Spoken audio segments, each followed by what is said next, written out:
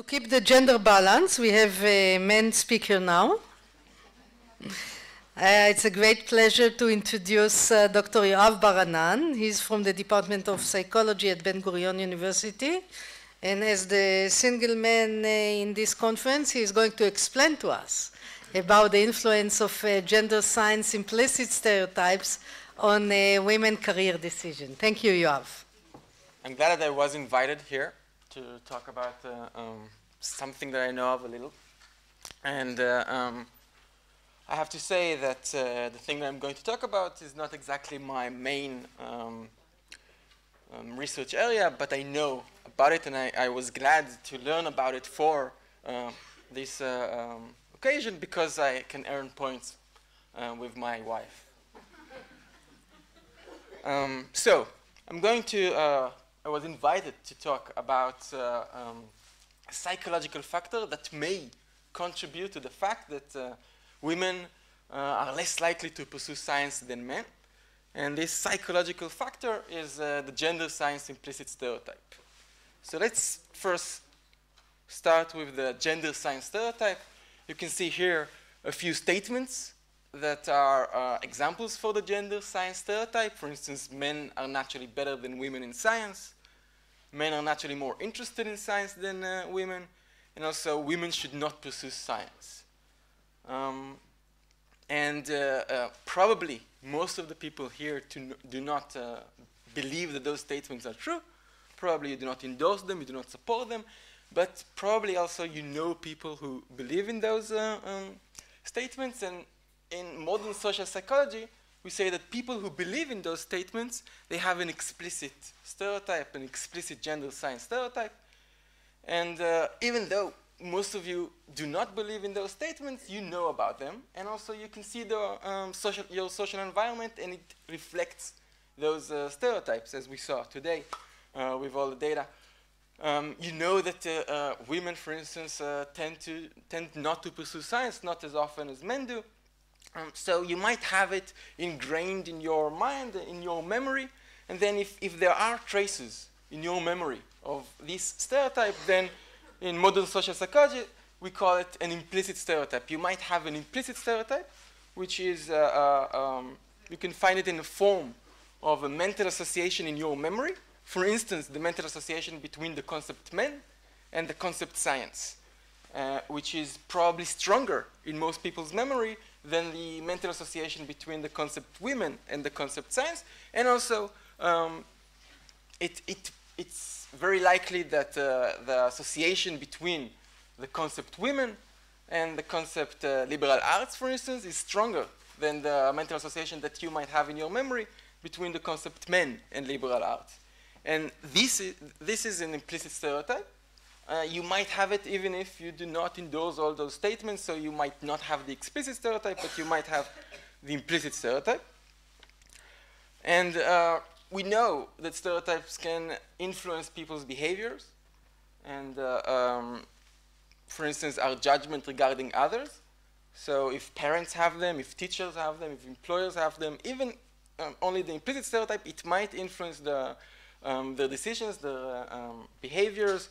It might bias them. For instance, teachers might encourage boys to pursue science more than they encourage girls.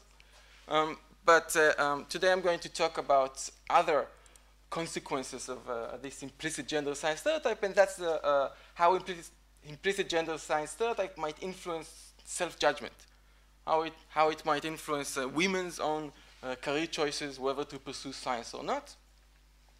So first, I should tell you about the IAT, the Implicit Association Test. It's a psychological test. It's a measure that was developed about 15 years ago. And it's one of the reasons why social psychologists today study implicit stereotypes more than before, because it's a pretty powerful measure that helps to measure implicit stereotypes. And what it does, of course, if I want to know about the mental associations in your head, I cannot ask you. I can't ask you about your memory and what mental associations you have. I need some indirect measure in order to measure that. And the IAT is one of those indirect measures. And what it does, it's administered on a computer. It's a cognitive task. You sort words and images. And then it can compare two pairs of mental associations. So for instance, in the case of the gender science implicit stereotype, it compares these two pairs. So we can measure how strong this pair of association is and how strong this pair of association is, and which of these pairs is stronger than the other.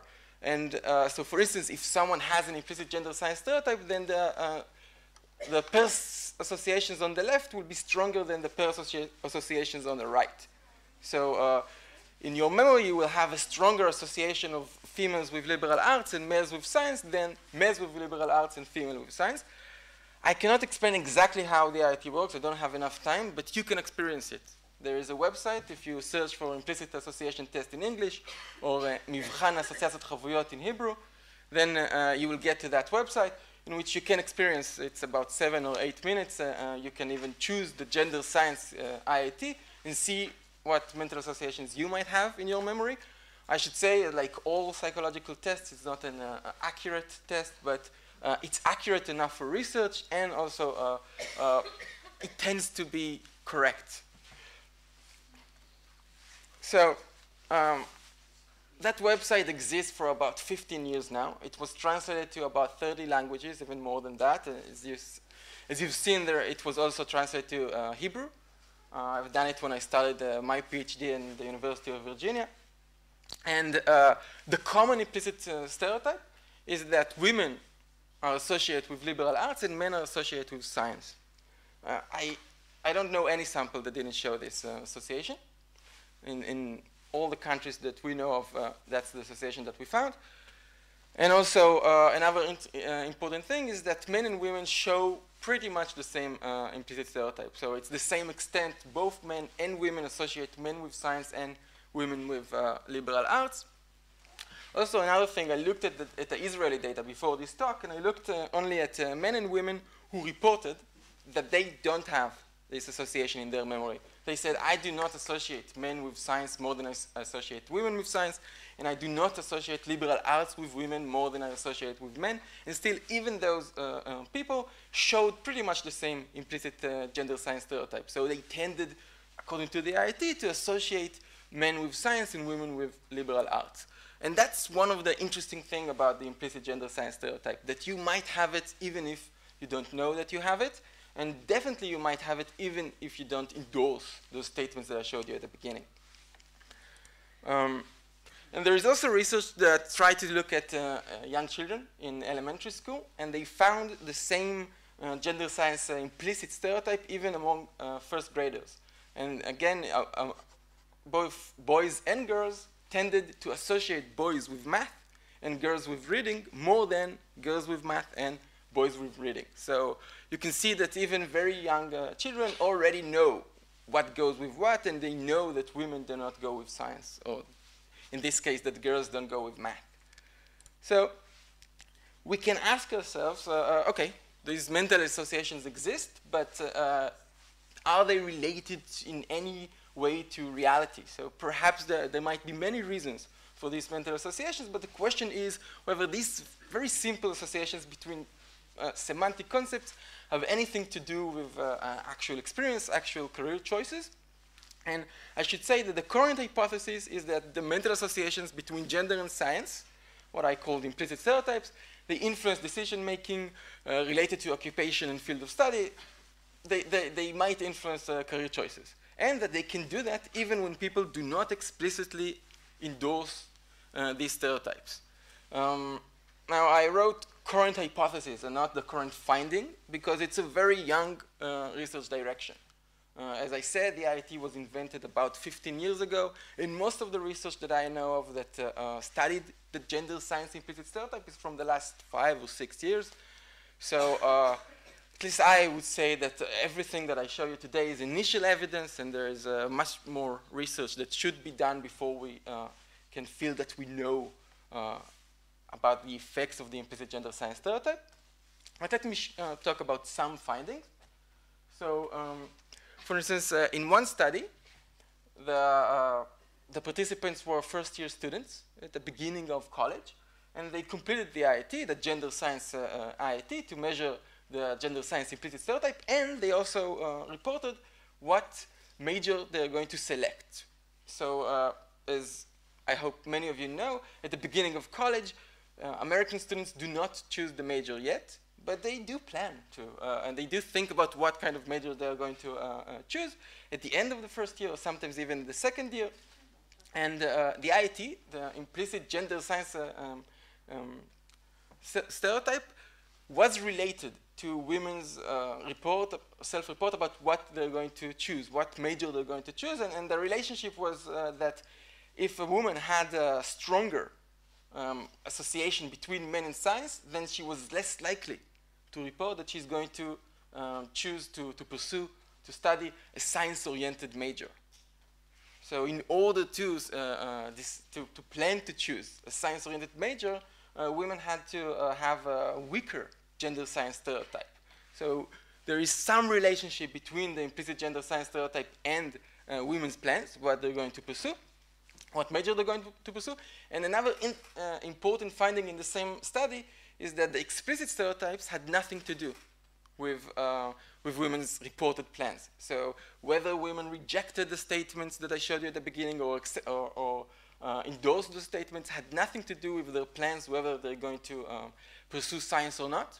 But the mental associations in their head between the concepts men and women, liberal arts and math was related to their plans. In another study that had about 100,000 participants that I told you before, there is a website that let people experience the IIT, and it has about 10,000 visitors every day. And some of them choose to try the gender science test. So there are many people who completed the IIT since the website was first up about 15 years ago.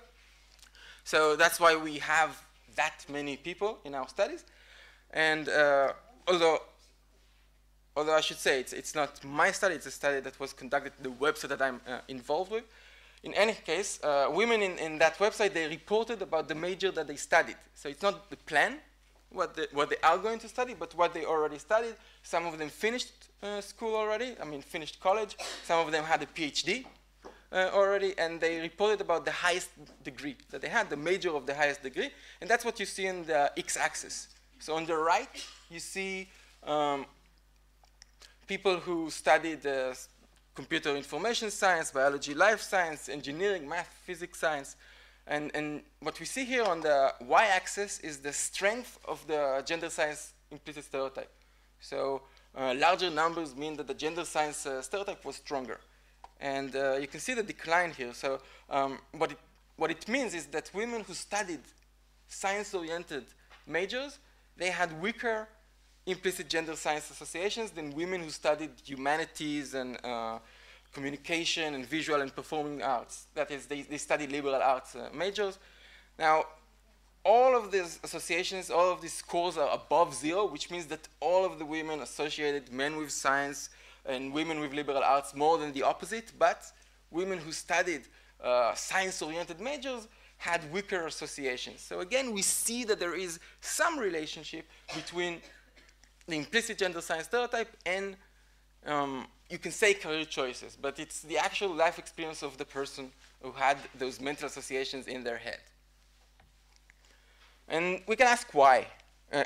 Before we ask why, I should also say that the explicit stereotype, again, what people say that they endorse, whether they endorse statements about, the statements that I showed you at the beginning, it did not predict very well the major. So it was not related to women's actual major, not as much as the implicit gender science stereotype. And even the SAT score in math, in the math section, was not, it did predict the major, but not as well as those implicit gender science stereotype. So we might be convinced that there is an importance in the implicit gender science stereotypes. At least it reflects something that, it reflects women's career choices and also their actual experience. And we might ask ourselves now, why? Why would the implicit stereotype be related to women's career choices, or at least to their actual experiences? And as I said, it's a very young research direction, so I cannot tell you the answer yet. We don't know it yet. But there is one likely answer, or at least there is one possible answer, and it's related to a phenomena called stereotype threat. And this phenomena, it describes the fact that when you remind women about the gender science stereotype, before they take an exam in science or in math, they perform more poorly than if you do not remind them. So reminding women that women are not expected to succeed in science, that women are usually not as good in science as men, it impairs their performance in tests. And so it's better not to remind women of that stereotype before they take the test. And in experiments, you have two groups. One is reminded, one is not reminded, and the group that is reminded of the gender science stereotype, they perform more poorly. And of course, there's always random assignments, so we know that indeed reminding women of the gender science stereotype impairs their performance. It doesn't only impair the performance, also it makes them report that they are not as interested in science as women who are not reminded of that stereotype. Also, they have lower expectations about their ability to succeed later on if they decide to pursue science. Also, it causes avoidance of academic challenges in science, and also it causes women to devalue science as a viable career choice, as something that they might do.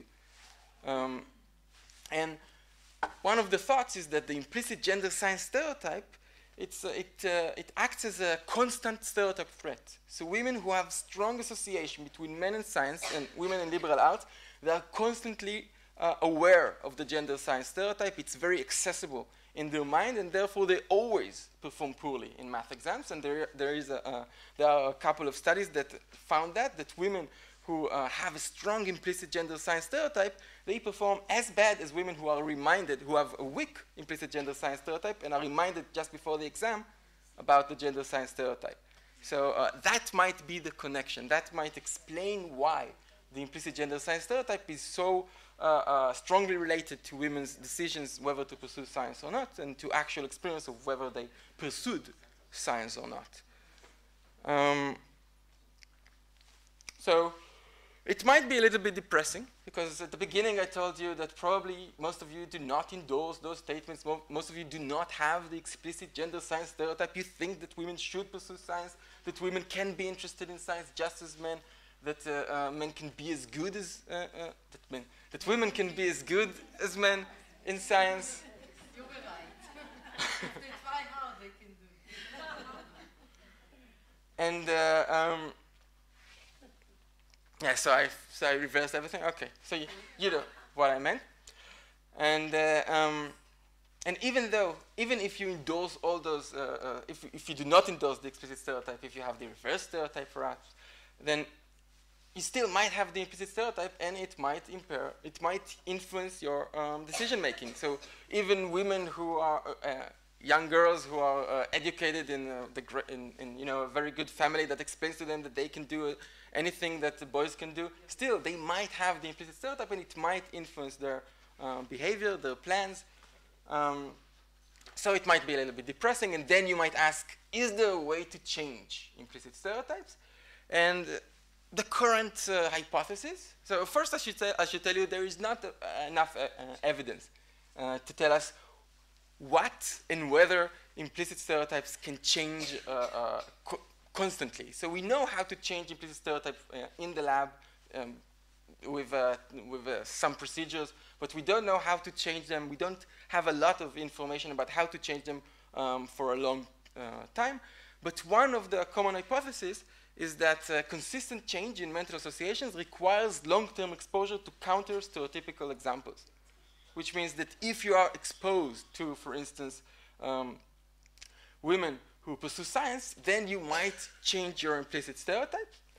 And I don't know of any published study that showed that with regard to gender science stereotypes. So I don't know of any published study that showed that a long-term exposure to women who pursue science indeed reduces the gender science stereotype, but there is one research that is somewhat related to, well, it is related to gender and to gender stereotypes. So most women, if they have this kind of IT, if you compare these two pairs of associations, most women will associate themselves with the concept support more than they will associate themselves with the concept leadership. And of course, men tend to associate themselves with leadership much more than with the concept support. And in one study, they looked at whether that association can change over time. First, they measured these associations among women who just started college, and then they measured, 2 years afterwards, they measured the associations again, and they tried to detect who are those women who changed their mental associations. So there were some women, was a group of women who, after 2 years, showed a stronger association between the concept I and the concept leadership, stronger than the association between I and support. So they now had a different implicit self-concept. Their implicit self-concept had strong association between I and leadership, stronger than the association between I and support. And those women who showed this change were women who were exposed to female professors in their departments, and also said that they had a high quality contact with those female professors. So they enjoyed the relationship with the female professors that they were taught by.